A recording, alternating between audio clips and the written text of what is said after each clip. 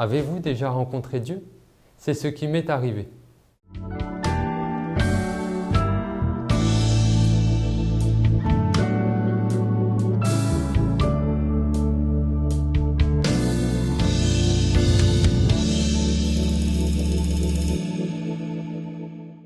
Je suis né dans une famille chrétienne adventiste et j'estime cela être un honneur et un privilège. Mon papa est mauricien, l'île Maurice est dans l'océan Indien et ma maman est française. J'ai toujours fréquenté l'église adventiste de mes parents et j'ai toujours aimé y aller. Mes parents m'ont appris à y découvrir Dieu comme un Dieu d'amour. J'étudiais l'école du sabbat et j'aimais bien y aller. Et ma maman m'apprenait les leçons pendant la semaine. Mon papa, quant à lui, il m'apprenait à prier, à pouvoir partager un verset de la Bible et à dire ce que j'en comprenais. Bien que l'intérêt pour les choses spirituelles grandit en moi, j'avais cultivé des habitudes de vie, des goûts et des passions pour ce que le monde pouvait m'offrir dans le but de ma propre satisfaction. J'aimais tellement le football, je ne manquais aucun match de football à la télé. Je passais beaucoup de temps à la regarder pendant la journée, mais aussi souvent pendant la nuit. Et pendant un bon moment de mon enfance et de mon adolescence, je jouais de manière passionnée aux jeux vidéo. Souvent, je ne pouvais même pas m'arrêter et cela devenait addictif. D'autre part, j'étais intéressé par Dieu et ce que j'en savais sur lui jusque-là. Mais j'avais tellement de passions opposées aux choses spirituelles, ces passions comptaient tellement pour moi, je ne voyais pas pourquoi les abandonner, car je considérais que c'était le meilleur de la vie. Après tout, s'adonner à Dieu pour le sabbat et faire ce que j'aimais le reste du temps, était-ce mauvais? Peut-être vous êtes-vous déjà posé cette question. Et Dieu allait m'aider à y voir plus clair, à le rencontrer personnellement. Avez-vous déjà rencontré Dieu? C'est ce qui m'est arrivé. J'avais 15 ans lorsque, pour la première fois, je fis l'expérience de cette rencontre avec Dieu. C'était une période où la situation familiale allait mal. Mes parents étaient sur le point de divorcer et j'étais en pleine période d'adolescence. Alors qu'au fond de moi, je désirais plus de Dieu, je me rappelle de ces 3 journées de sabbat successives où j'ai pu apprendre et découvrir Dieu comme jamais auparavant. Durant ces 3 sabbats, j'entendis 3 prédications parlant de cet amour du Sauveur pour moi. Le premier sabbat, le prédicateur parlait du fait que Jésus soit mort pour mes péchés et qu'il m'avait pardonné. Ce que j'en ai retenu, c'est que Jésus était mort à cause de mes péchés et je me suis senti coupable à son égard. Le deuxième sabbat, c'était une sainte scène. Jésus m'a donné de comprendre une vérité tellement libératrice, celle qui n'est pas mort à cause de moi, mais pour moi. Il avait pris mes péchés par amour pour moi et il m'avait pardonné et me donné le pardon. Cette nouvelle était si belle que j'en pleurais, de joie. C'était des pleurs que je ne pouvais contrôler ni arrêter. Un frère me tapait l'épaule pensant que je pleurais de tristesse. La joie, la paix et la présence de Jésus ont pris place dans mon cœur.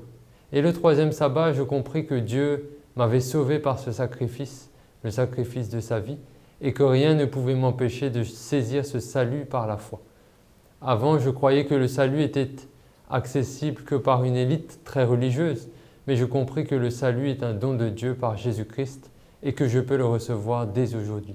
Ce soir même, je rentrais chez moi et quelque chose avait changé en moi, mais je ne pouvais pas encore savoir quoi.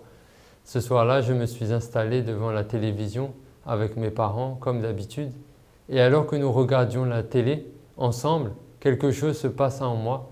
Je ressentis une nausée, un dégoût semblable au mal des transports.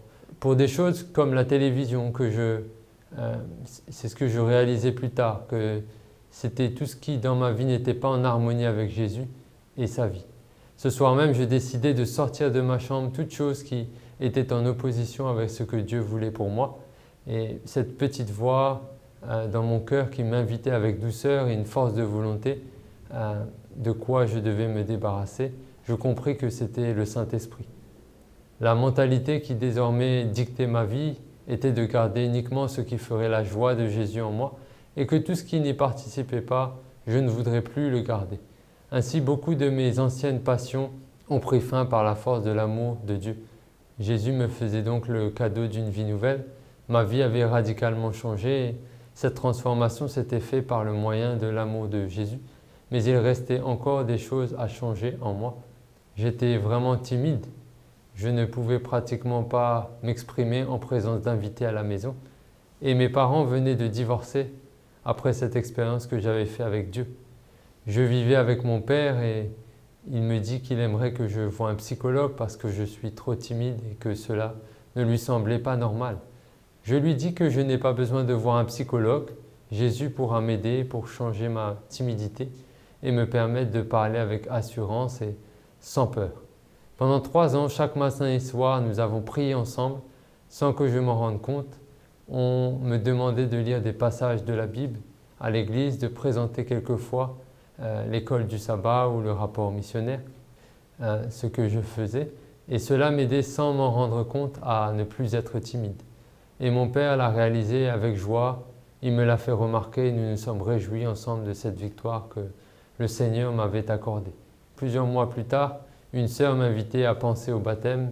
Cela était mon désir, car elle voyait que j'étais présent pour tous les moments de partage à l'église, mais que je n'avais pas encore pris cette belle décision. C'est donc à l'âge de 19 ans que je choisis de me faire baptiser. Je me rappelle qu'à l'occasion de mon baptême, 2 émotions se sont mélangées en moi, celle des pleurs incontinents que je ne pouvais arrêter et la joie, une joie qui me faisait trembler. Depuis lors, la parole de Dieu fait la joie de mon âme et j'aime étudier le plus possible cette parole qui est pour moi la bonne nouvelle, et servir les autres est devenu véritablement ma raison de vivre. Je me prépare à rencontrer ce Jésus qui m'a tant aimé. Tu es né dans une famille chrétienne et tu aimerais plus de Dieu. Jésus est tout près de toi et il veut te parler de son amour qui brille depuis la croix où il a été crucifié pour toi. Aujourd'hui, tu peux recevoir dans ton cœur la vie nouvelle que Dieu veut te donner.